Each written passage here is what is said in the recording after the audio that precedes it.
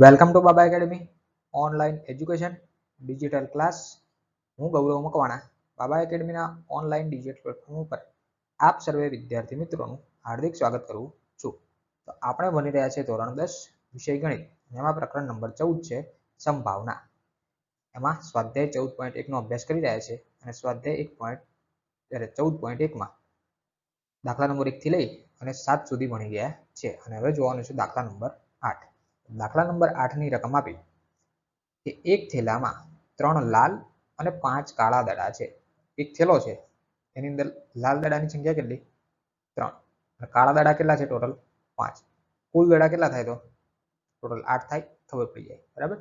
થેલામાં એક દડો યાદચ્છિક રીતે કાઢવામાં આવે છે. યાદચ્છિક રીતે એટલે કે અંદર જોવાનું નહીં, બરાબર. કોઈ પણ પ્રકારનું ચીટિંગ કર્યા સિવાય, બરાબર. શુદ્ધ ભાષામાં કહે તો ચીટિંગ કર્યા સિવાય, બરાબર. ચાલો, તો બહાર કાઢેલ દડો, બરાબર, યાદચ્છિક રીતે કાઢવાનો છે. તો બહાર કાઢેલ દડો શું હોય? એક નંબર લાલ હોય.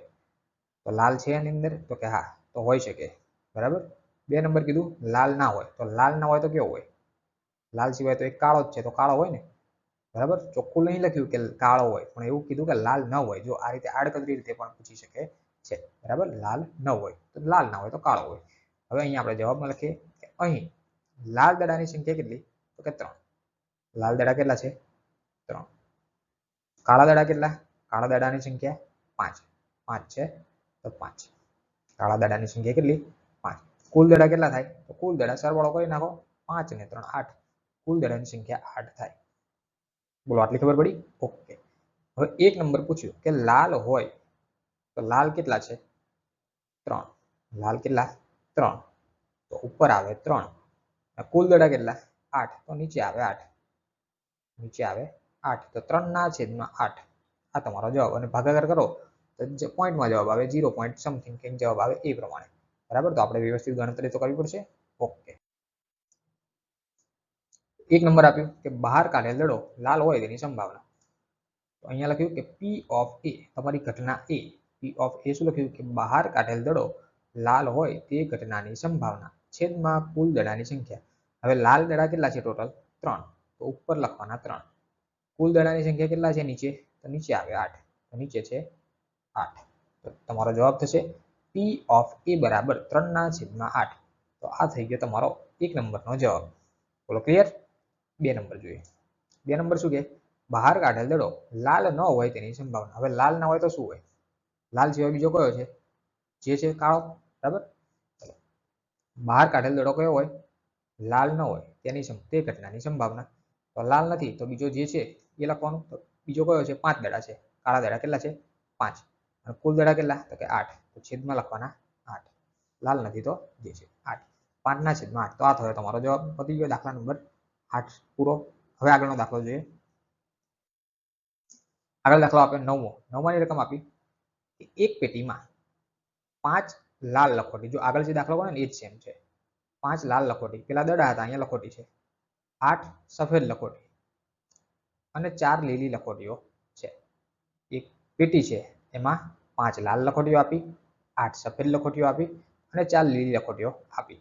હવે કરવાનું શું? તો કે પેટીમાંથી એક લખોટી યાદચ્છિક રીતે બહાર કાઢવામાં આવે છે. યાદચ્છિક રીતે એટલે કે જોયા વગર, બરાબર. કોઈ પણ પ્રકારની ભૂલ ચૂક કર્યા વગર, બરાબર. આંખો બંધ કરી અને કાઢવાની છે યાદચ્છિક રીતે. હવે શું પૂછ્યું? તો કે બહાર કાઢેલ લખોટી કેવી હોય? લાલ હોય. તો લાલ કેટલી છે? 5. તો 5 માંથી ગમે તે હશે. સફેદ હોય તો સફેદ કેટલી છે? 8. તો 8 માંથી કોઈ પણ એક હશે. અને લીલી ન હોય. હવે જો લીલી હોય એવું નથી પૂછ્યું, તો 4 માંથી હોય. પણ લીલી ના હોય તો કઈ હોય? લાલ હોય કાં તો સફેદ હોય. 2 માંથી કોઈ પણ એક હોય. લીલી ના હોય તો કેવી હોય? લાલ હોય અથવા તો સફેદ હોય, બરાબર. જો આવી આડકતરી રીતે પૂછી શકે છે, તો આપણે ધ્યાન આપવાનું, વ્યવસ્થિત પ્રશ્ન વાંચવાનું સંભાવનાની અંદર. ચાલો, તો જવાબમાં લખીએ લાલ લખોટીની સંખ્યા ટોટલ 5. લાલ લખોટીઓ કેટલી? 5. પછી સફેદ લખોટીની સંખ્યા ટોટલ 8. સફેદ લખોટી કેટલી? 8. લીલી લખોટીની સંખ્યા 4. લીલી લખોટીઓ કેટલી? 4. તો લીલી લખોટીઓ 4. કુલ લખોટીઓ કેટલી થાય? તો બધાનો સરવાળો કરો એ તમારી કુલ લખોટીઓ. 5 + 8 + 4. ટોટલ સરવાળો કરીએ તો તમારો જવાબ થાય 17. જોઈએ હવે આગળ. 1 નંબર પૂછ્યું બહાર કાઢેલ લખોટી લાલ હોય તેની સંભાવના. લાલ હોય એની સંભાવના શોધવાની છે. તો ઘટના પી ઓફ એ બરાબર બહાર કાઢેલ લાલ હોય લખોટી લાલ હોય તે ઘટનાની સંભાવના છેદમાં કુલ લખોટીની સંખ્યા. હવે લાલ કેટલી હતી તો જે સંખ્યા લાલ હોય એ લખવાની ઉપર, કુલ લખોટીઓ કેટલી થતી હતી તો જે લખોટીઓ કુલ થતી હોય લખવાની નીચે. તો લખીએ પી ઓફ એ બરાબર લાલ લખોટીઓ 5 હતી તો ની ઉપર લખ્યા 5, કુલ લખોટીઓ થતી હતી 17 તો નીચે લખ્યા 17. તો આ થઈ ગયો તમારો જવાબ. ક્લિયર? ચલો 2 નંબર. 2 નંબરમાં એવું લખ્યું કે બહાર કાઢેલ લખોટી સફેદ હોય તેની સંભાવના. તો ઘટના બી પી ઓફ બી બરાબર બહાર કાઢેલ લખોટી સફેદ હોય તે ઘટનાની સંભાવના છેદમાં કુલ લખોટીની સંખ્યા. કુલ લખોટીઓ કેટલી તો કે 17 તો છેદમાં તો આવશે 17.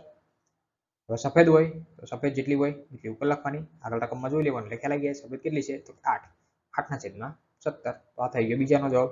એકદમ સિમ્પલ છે જો ગણતરી વ્યવસ્થિત ખ્યાલ આવે તો. આગળ 3 નંબર જોઈએ. 3 નંબરમાં શું કીધું કે બહાર કાઢેલ લખોટી લીલી ના હોય. હવે લીલી ના હોય તો કેવી હોય લાલ હોય અથવા તો સફેદ હોય. બરાબર, બંનેમાંથી એક હશે તો બંને લેવાના આપણે. બહાર કાઢેલ લખોટી લીલી ન હોય તે ઘટનાની સંભાવના છેદમાં કુલ લખોટીની સંખ્યા. હવે જો લીલી ના હોય તો કાં તો 5 લાલ છે એમાંથી હોય અને કાં તો 8 સફેદ છે એમાંથી હોય. તો બંનેનો સરવાળો અને છેદમાં 17 આ રીતે લખાય. તો બંનેનો સરવાળો કેટલો થાય 13 ના છેદમાં 17. તો પી ઓફ સી ઘટના સી શું થશે 13 ના છેદમાં 17. તો આ દાખલો કમ્પ્લીટ. બોલો કઈ છે અઘરા દાખલા એકદમ વ્યવસ્થિત છે. બરાબર, તો આઈ હોપ કે તમને ખબર પડી જશે અને અહીંયા આપણું લેક્ચર પૂરો થાય એ દાખલા જોઈ લીધા. સો થેન્ક્સ ફોર અટેન્ડિંગ.